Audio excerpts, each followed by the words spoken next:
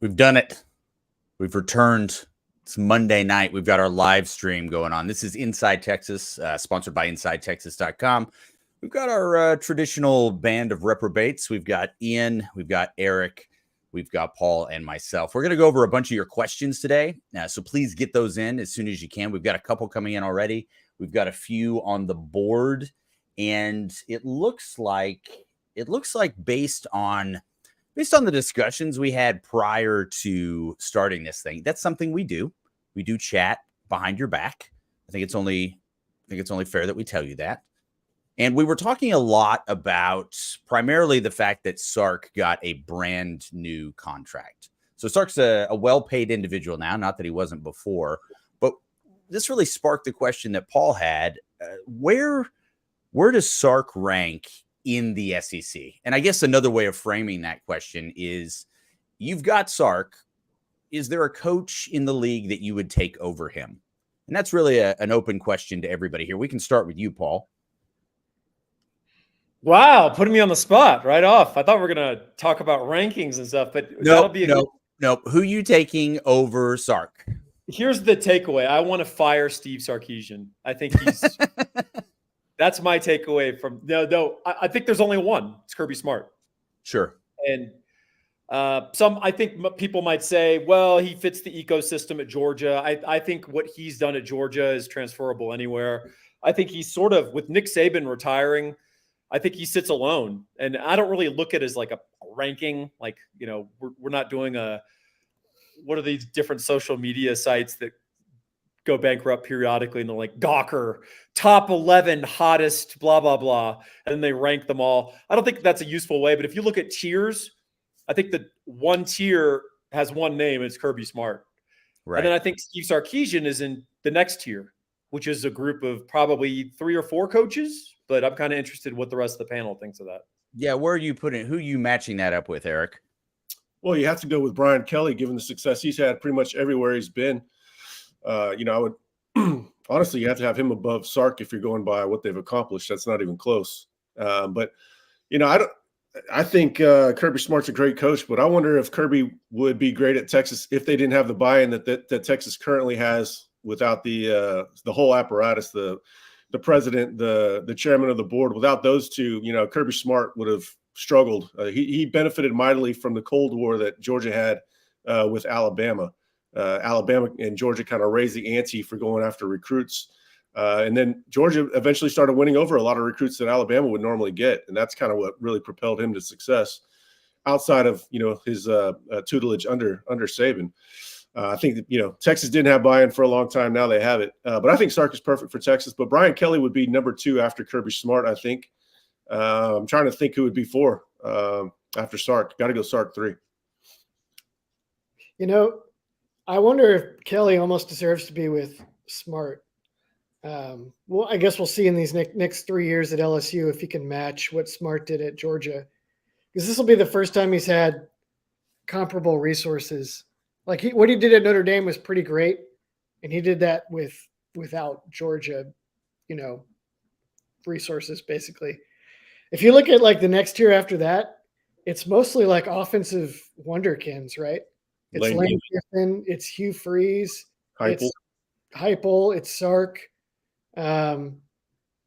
Napier was supposed to be more of a overall program guy, and his overall program at Florida has been not very good.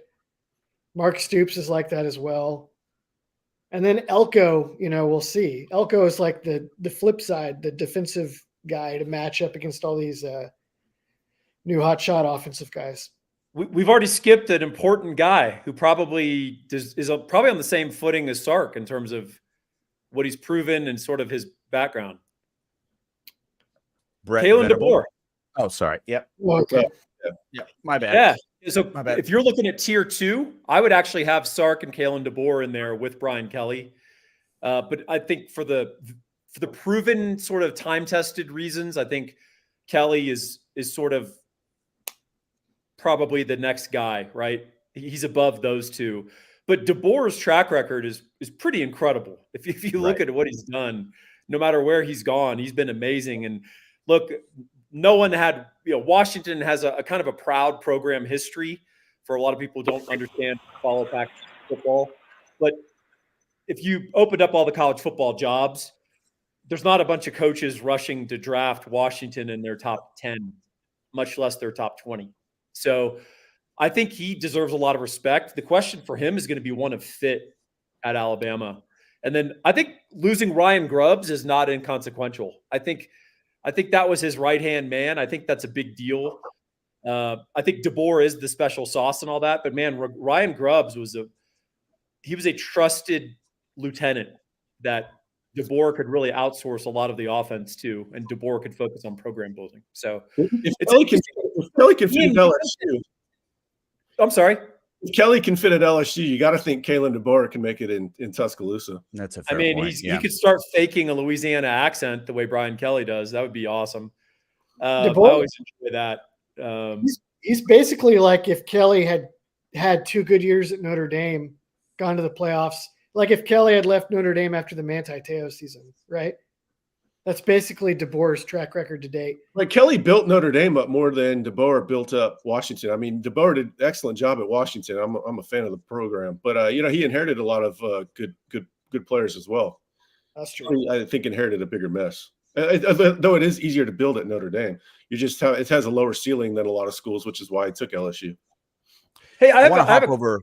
Go ahead. I'm sorry. Go ahead, Lucas. No, go for it. I thought it was good that Ian mentioned Hugh Freeze with Lane Kiffin, because I think in terms of hilariousness and entertainment, Lane Kiffin's near the top. He's also a great offensive mind.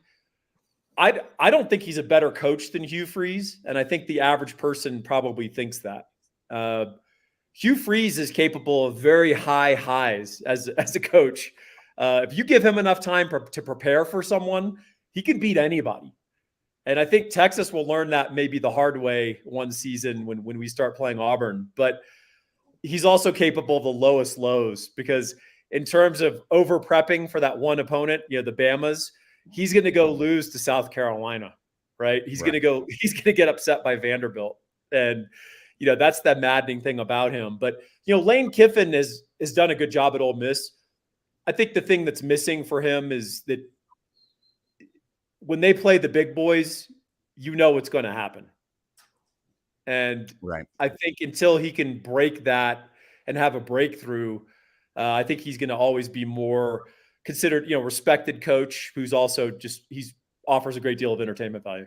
Well, another thing that Auburn has, though, is sort of that institutional ability to want you to fight with Alabama that Georgia has. That's how they come out of the ashes every 5 or 6 years and have, borderline great season or compete for the national championship or win a national championship. They've got institutional buy-in to a high degree. A lot of that driven by, a fanatical, stance against Alabama. It's basically Auburn has proven at least twice, the same program, right, that even before NIL, when actually there was cheating in college football, it pays to cheat. It pays. You will play for a national title if you're sufficiently dedicated to it. And then, your program blows up, but then you just rebuild and you do it again. So, it's an interesting program. I want to throw it out to our super chat. Brett Nelson is coming in hot. We really appreciate you doing that, Brett. If you want to have your question answered, we're going to try to get to as many of these as we can tonight. But if you want to guarantee your spot in there, please throw us in a super chat. Brett is asking, do you expect a more all gas, no brakes mentality this year in an attempt to get Arch as many snaps as possible?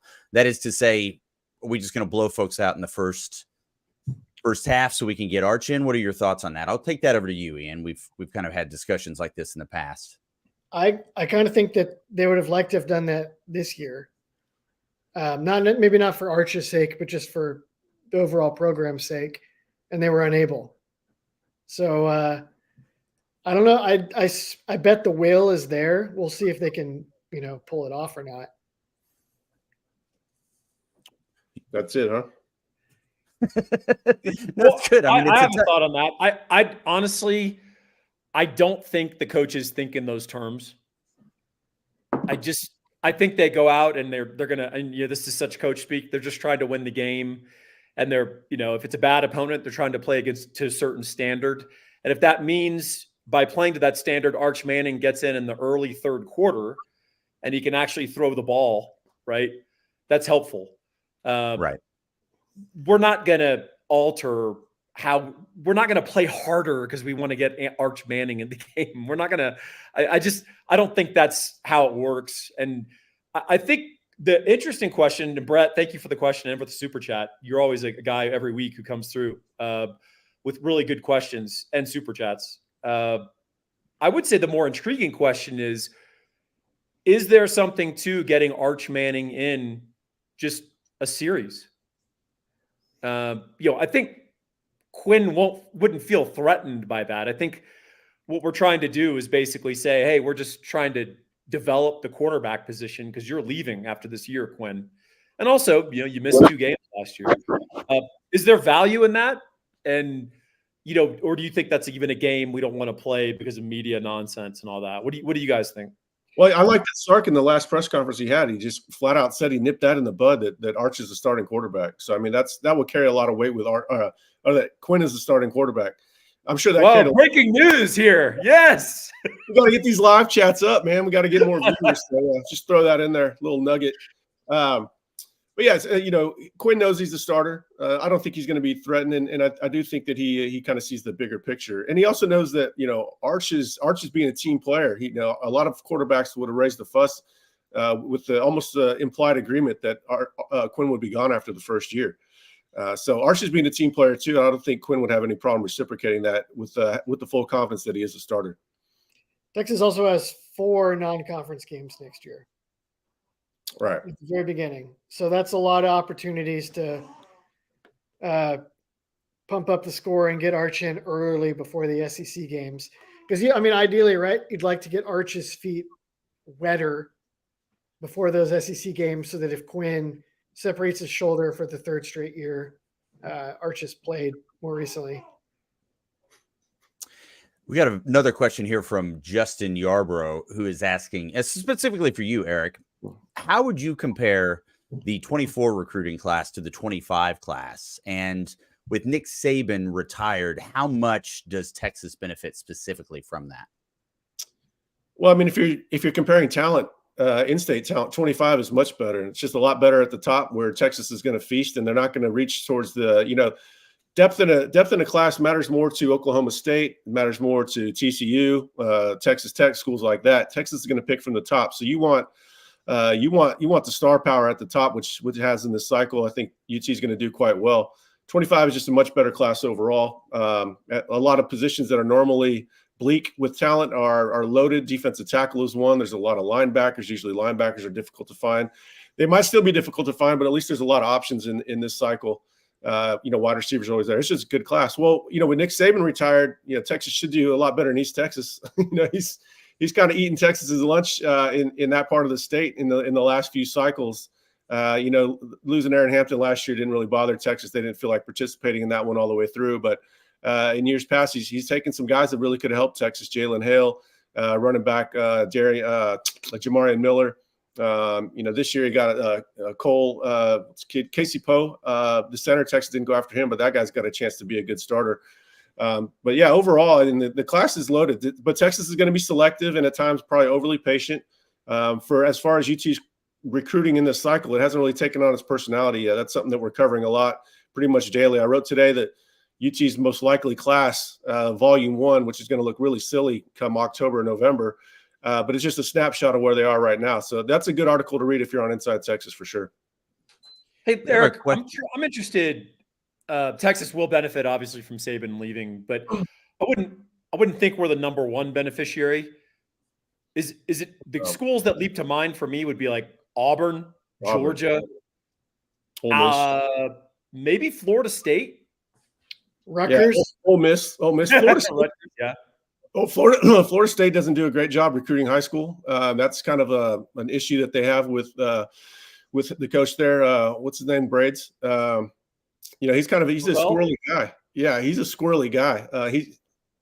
If you talk to what's his Bud? I'm drawing a blank on all these names. Bud Elliott. Yeah, Bud Elliott. He's got a lot of interesting takes on him, and they're accurate. He knows a lot more about Florida State, but the little I've heard checked out with him being a kind of a weirdo. I think Ole Miss is a big one because they're fighting for the bigs all the time with Alabama. If you pick up one big guy that you wouldn't get otherwise, that's huge, especially if you do it a couple of years in a row. So yeah, Ole Miss, Auburn is the obvious one. I think Georgia as well, and LSU probably. All those schools that are the closest in proximity are going to benefit the most. A huge beneficiary that doesn't leap to mind, but as I think about it, let me throw this out to you guys. Ohio State. Sure. Because they do the national recruiting thing, obviously. Yeah. They're always going down to Georgia. And I feel like Alabama was their number one competitor sort of for the elite wide receivers that both would have targeted. So, well, they're the one outsider that recruits the Southeast the best, for sure, without a doubt. They can go in and get speed and size and athleticism. They go in and get NFL guys, and Texas hasn't quite gotten to that point. They can pull an outlier every once in a while, but not like Ohio State. Yeah, they'll benefit. But yeah, LSU, Auburn come to mind. Georgia to a degree. Georgia's going to win their share regardless of Nick Saban's there or not. We've got a question from the board. And of all the postseason coaching and staff losses, which one likely hurts the most and why? Of all, how many were there? Glasscock and Bo Davis? Dwayne Akina, maybe. Dwayne Akina. Fair enough. For about 20 seconds. They obviously wanted to get. They've gone through two analysts so far to bring into the secondary, and both the guys they brought in, first Dwayne Akina, then William Gay, the longtime Pittsburgh Steeler. I kind of wonder if they want somebody in that understands single high coverage really well, so they can boost that side of the defense. And Akina would have done that. Gay presumably would have done that with all of his NFL experience. They lost both of them. I don't know where they're going to go to next. But I really think it seemed like Akina may have had like a Patterson level influence at Texas if he had come, where he's like the head honcho, providing like vision and oversight for how they coach up the secondary. And so when they didn't get him in, I mean, we'll see what they end up doing. Maybe they get somebody better. I don't know, but that could have had a major impact, and it will not happen. This is the question to do primarily with Oklahoma. And I'll start with you here on this one, Eric.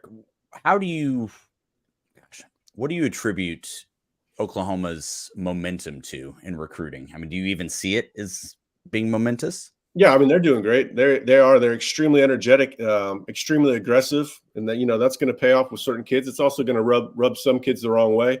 But they're just being very aggressive. They're very enthusiastic. They recruit in mass. They'll send 4 or 5 guys to the same school.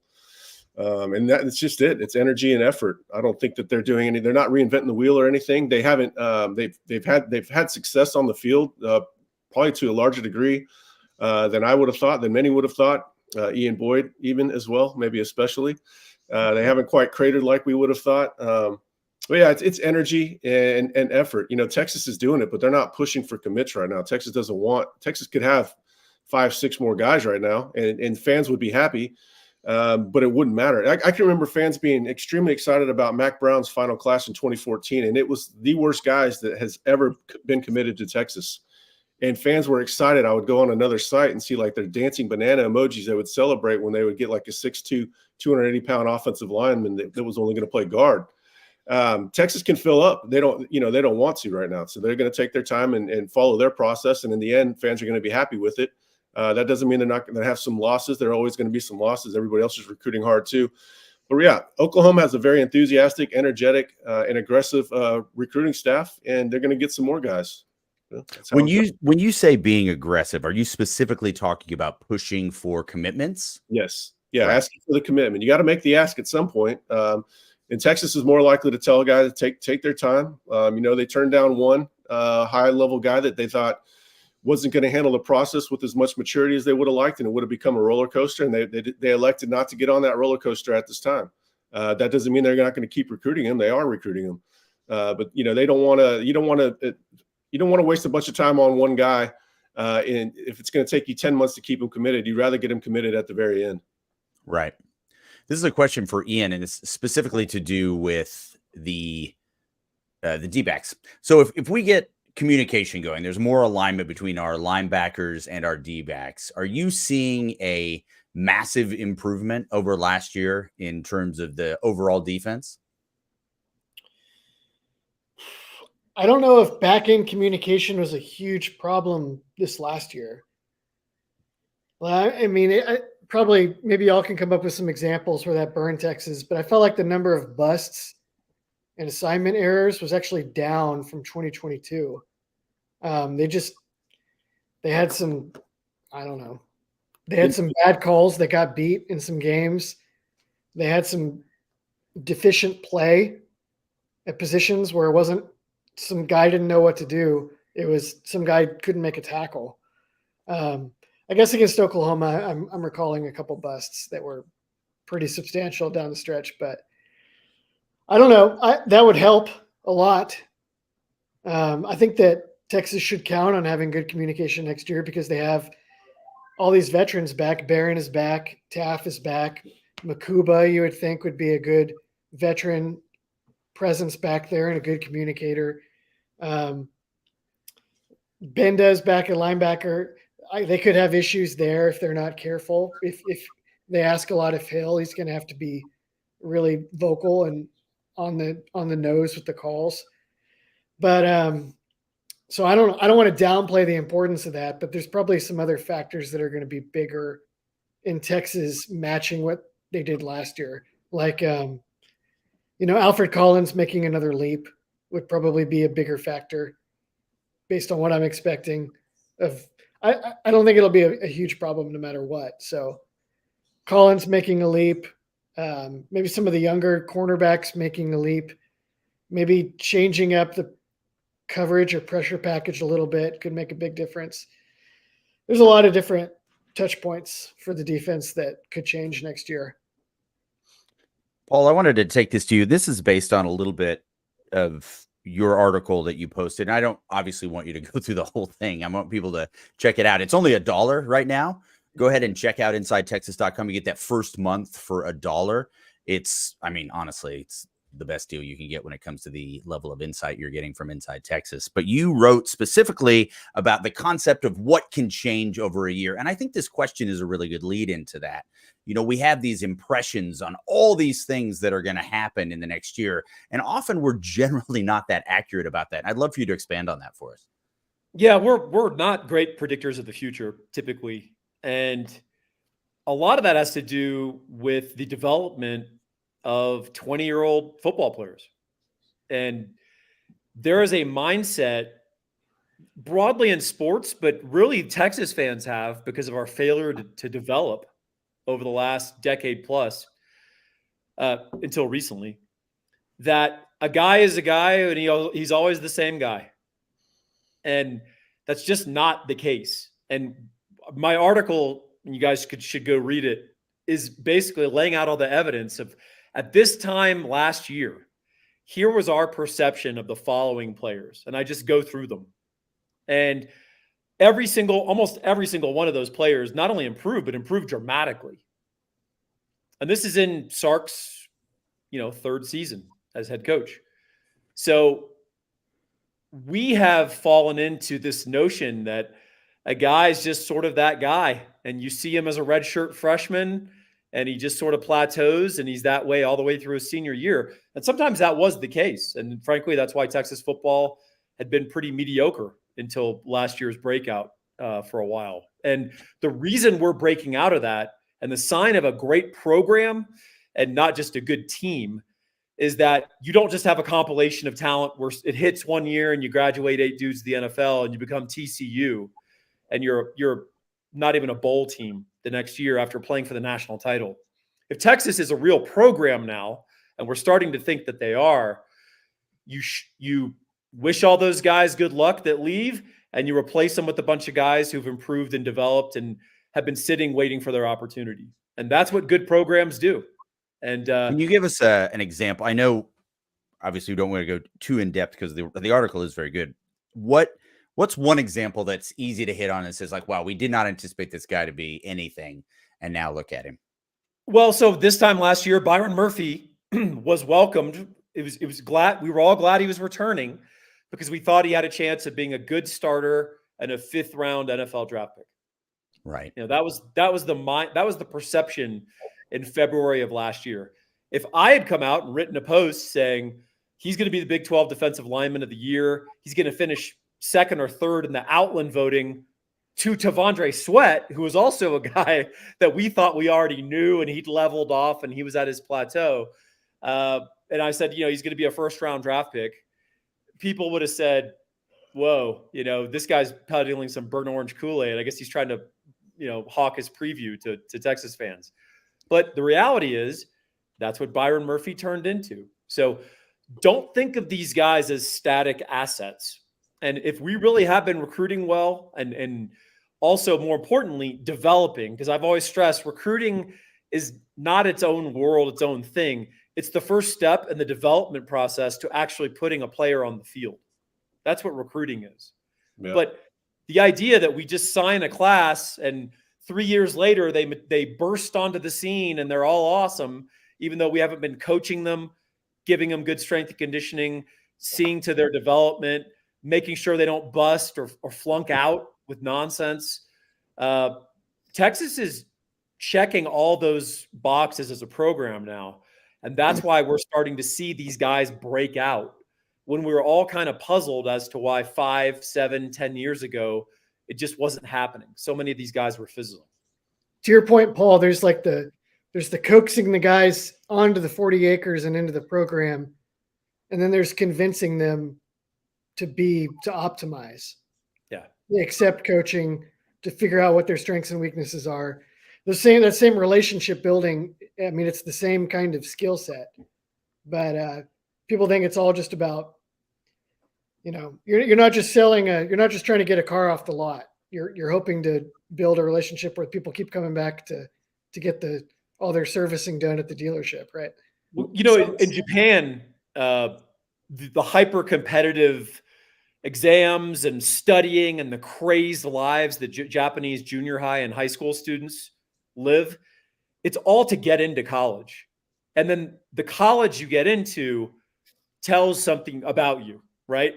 Because once you go to Japanese college, you screw off and you date and you have a great time. All that stuff goes away. I don't know if most people know that. Unfortunately, that was the model that Texas was using for a while, right? Which was these great high school players, and they're getting to Texas, and I did it. I achieved. I got a scholarship to Texas. I'm having a blast. I'm on the football team. I may or may not be starting. And that's we needed a mindset shift.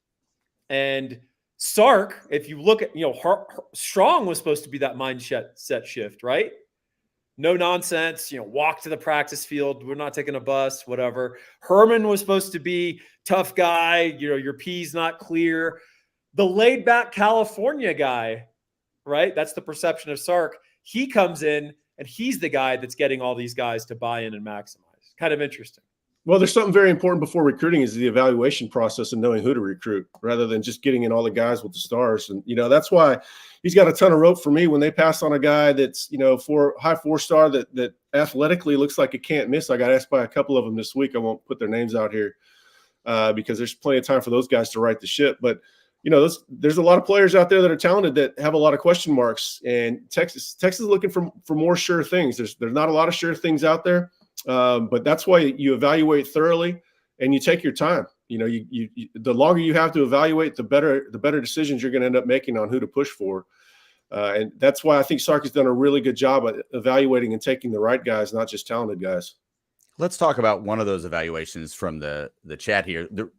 Curious about KJ Lacy. Is he going to be one of our talesmen for the class? Is he going to lead this in, or do we see him? How do we see him leading this class in terms of recruits? The talisman. I think Geronimo's been watching a lot of English soccer. That's one of their favorite words for like the lead scorer. I was wondering what the hell that meant. Yeah. Yeah. So Geronimo, you're a good dude. I know you from the forums. Are you one of these guys that speaks like when you're talking about your Premier League team, you say they're looking fit and our play is dodgy, and you slip into all these like English colloquialisms when you're trying instead of just talking about it like a proper American. Are you one of those guys, man? He's out of form. He is. He had one bad game and the guy lost his form. And then the next game, they're great. Oh, and they're up and down. They're worse than football. He's looking well fit. KJ Lacy, I mean, you know, as the quarterback, you know, you want your quarterback to be the leader of a team. It's maybe a little bit more difficult when they're, you know, 3 states over.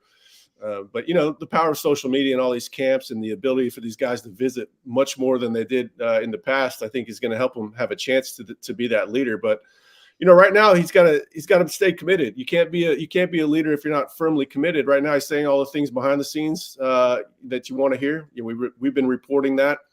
He was at the Atlanta Under Armour camp the other day on Sunday, yesterday, and he said all the right things again. So, you know, we're hearing what we want to hear.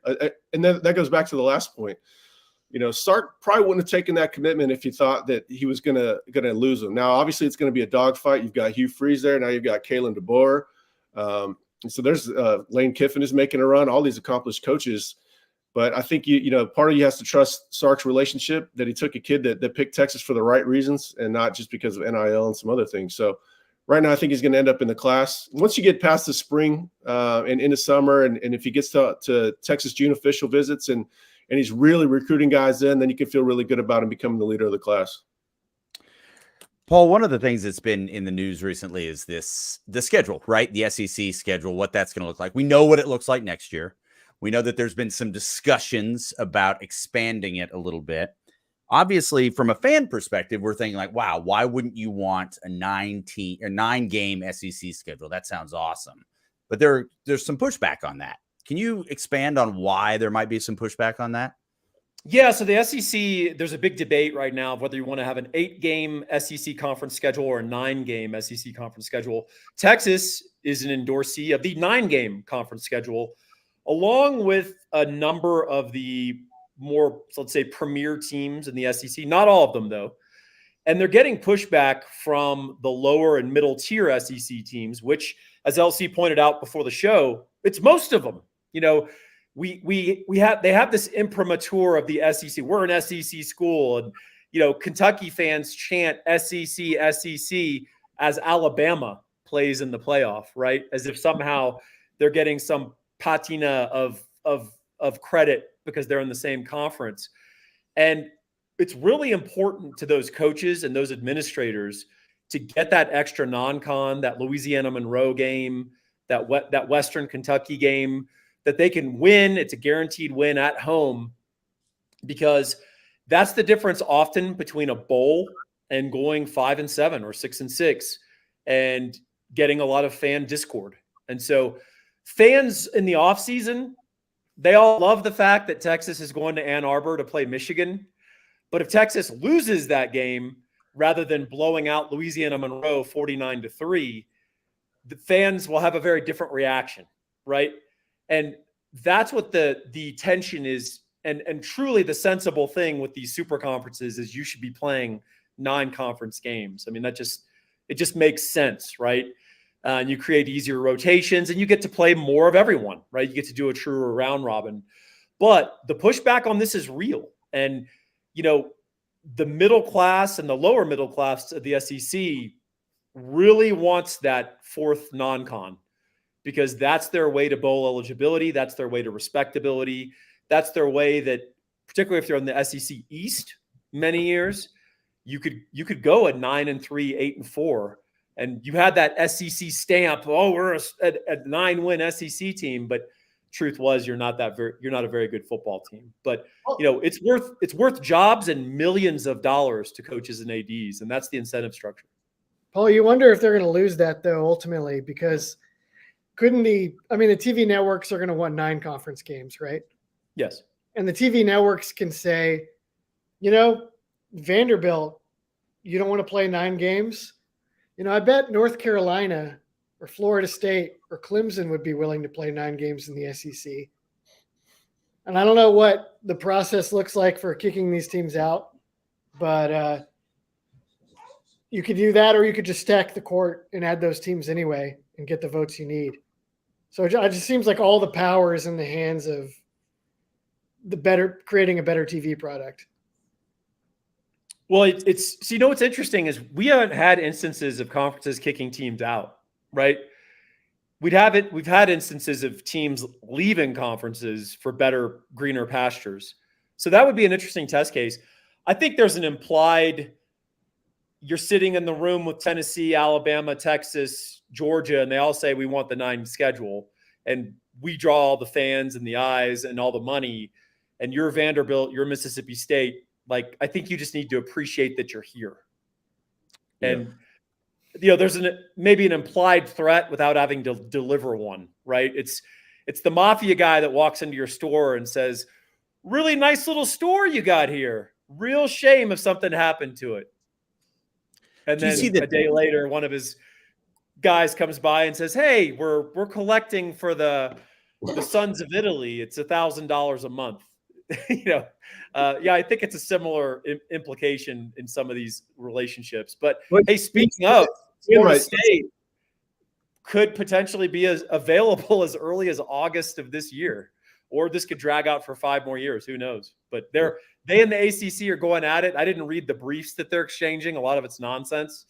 But Florida State wants out. They are not just trying to apply a little subtle pressure, to get a better deal or get a larger share of the ACC revenue. Florida State wants out. So my question to you guys actually is, should the middle tier schools of the SEC want Florida State to join the SEC? Isn't that just another loss on your schedule? Of course they don't. And it's letting them in the coyote into the hen house. The who in the hen house? The fox. The fox in the hen house. Yeah, golly, yeah. Coyote in Texas and Colorado. Yeah, for sure. And we even have some fox near me. But yeah, it's another person you have to battle over recruits. It gets even harder. You open up the door for Florida State to come in and recruit. That's as an example, or Clemson. Use Clemson. Does South Carolina want Clemson in the SEC? There's no way they do. North Carolina and Duke, they're going to want in the SEC, but no other basketball schools are going to really want them in. Yeah, but what is ESPN? Nobody's talking about what ESPN has to say. Maybe they control all of it anyways. Well, but I want to throw something out here, because this is since 2000, 15 of the national championships, or roughly 65% of them, have been won by SEC teams. Now that you add Oklahoma and Texas, that number jumps up to 74%. So if you're looking at it from a league perspective, if I'm the league commissioner, I want to stack as many good teams in there as possible. So we can then, sure, we're going to dilute the money and give it to everybody, make sure everybody gets their free cut or whatever. But that really maximizes your potential for that money and also that publicity, that exposure. So, and again, you take that back and you just look at the Big Ten teams, and now you're including USC, and you have roughly the 17% of the other national championships have been won in the last 23 years. By those two conferences, you're almost 90%. So the consolidation of power, there's no parity in college football. We need to disabuse ourselves from that. So these middle tier teams, I think, are really, I understand why they're fighting, because they want to get to that bowl game, but I just don't know that the tide is turning in their favor if that's really what they're looking for. We wanted to, oh, sorry guys, anybody want to respond to that? Well, they get off my soapbox. They should up their NIL, because that could be something that levels the playing field if they get, just a couple of donors, and if they're in a better location. If some of these other schools, if Mississippi State had the Texas Tech bros behind it, people just don't want to go out to Lubbock, and especially when they can go to Texas. But the right NIL at the right school could lift somebody out of obscurity. Right. The proof of that, Eric, I was a little kid when it happened, but I remember it, and it was hilarious the way it occurred because they were so small time. But when SMU passed the hat and decided in the early 80s to build the Pony Express, those were legitimately talented, badass football teams. And SMU was just nothing. It would be like the equivalent of in modern football of like Wake Forest, just going nuts because they have a couple of billionaire alums and they decide they want to be awesome in football. And through NIL, all things are possible. So I think that's the takeaway. Of the middle class, there's always that hope. But I think LC makes a really good point. I do think the big victory though in that consolidation just happened. and it was Texas. I mean, Texas was the prize all along. And, you know, not only the school, but also you've now wrapped up the demography of the state of Texas with Texas and Texas A&M. And that's incredibly powerful, right? Second most populous state, all the immigration inflows within the U.S. Combine that with Florida, right? You've got the major school there. You've got these other growing states that not huge now, but they're growing like wildfire. Tennessee, Georgia. I mean, it's huge. We talked about, I think a few shows ago, Georgia had a net increase of the last 10 years of 65 guys, not state of Georgia, not Georgia Bulldogs. Right. The state of Georgia had a net increase of 65 NFL players in the league, right? No other state had more than 4. So Texas, the SEC are on the right part of the demography. And what they might say to a Florida State is, we're good. Yeah, we've got this. We've got Florida wrapped up. You're the Texas A&M to Florida in the state of Florida, the way A&M is to Texas and Texas. And we've kind of got this wrapped up. But, you know, it's never seen administrators or bureaucrats to pass up paychecks, even if it messes up the product. So, well, I think they're not thinking about it. I think if any additions that are made going forward are with a long-term view and an entire reshaping of college football in mind, not the next 3 or 4 years. Yeah. No, yeah, it won't even be the traditional conferences the way that we know them. It's going to be these weird, like regional super conferences under the auspices of a league. And it really depends on the NCAA. If they misplay their hand, this thing could all blow up. This could effectively become semi-pro football. SEC and Big Ten gerrymandering. And Texas is in the right district no matter what. Yep. I want to go to the chat real quick. We need to give credence to our friend Huff Tex here, who did do a super chat, but I want to make sure that his question gets answered here. He wants to compare and contrast D. Moore and A. Morgan at wide receiver. Who wants to jump on this one? I'll probably take that one. That's this. To simplify that one, you would have Decorian Moore as Xavier Worthy and Andrew Marsh as Ryan Wingo. Ryan Wingo is a bigger, more physical. Now, Marsh is not super big. He's only 6'1", about 185. But once he gets up to 200 pounds, he's 205 pounds. He's going to be extremely powerful. He's already powerful right now. You can see him every step he takes. You can see him putting power into the ground and accelerating. He's a physical wide receiver, despite not being, the 6'4" prototype. Very similar to Wingo in that regard. And then Decorian Moore is going to get behind the defense no matter what they try to do, really. He's, maybe not quite as fast as Xavier Worthy, but he's not far off. Maybe a little more complete receiver, in fact. But, yeah, you can have more of an outside vertical threat, a la Worthy with Moore, and then a power boundary guy with Marsh that's going to break tackles after the run and kind of give you running back value after the catch. Our buddy Brett Nelson is coming in again, and I want to make sure that he gets his shout out. Over under. We have 2.5 in the first round, picks in 25. What are our thoughts there? Ooh, probably under. You reckon it's under? Probably 1 or 2, right? I think it's going to be 2. Most people are putting him at 1, or they've got a handful of guys going in the 30s to 40s. Sometimes they have Mitchell sneaking in. Sometimes they have Sweat sneaking in. I think it's going to be 2. This is 25, though. 25. 25. Oh, 25. Oh, God. What the hell, Brett? 2. Yeah, you're going to have Banks and Ewers probably. Ewers is probably going to be, drafted. I expect he's going to have a big year. And then, Kelvin Banks will it's a good question. It is a good question. So I think the solid floor is 2, and then could you get 3 out of exactly the premise we just talked about? Collins, right? Jahdae Barron. You say that and people go, "Oh, Jahdae Barron got beat in blah blah blah game." Well, first of all, not really, and then secondly, is he capable of taking off? Gosh, who else? I mean, I think it's those 3. Maybe Barron, maybe Makuba. I don't know if he puts together 5 picks in the back. I don't know if he's like Isaiah Bond. Really has a shot. Oh yeah, Isaiah Bond. Yeah, definitely. He's going to have. Would you be totally freaked out if Isaiah Bond had 1,200 yards and 11 touchdowns next year? No, not really. I think he's a more complete receiver than Worthy, so I wouldn't be surprised. He's nearly as fast. I wanted to say under just without even thinking because 3 is a lot. Yeah. If you think Ewers and Banks are both like 60-40 shots of going in the first round, then you only need one more. I mean, there's a lot of options that could get there. I mean, Collins.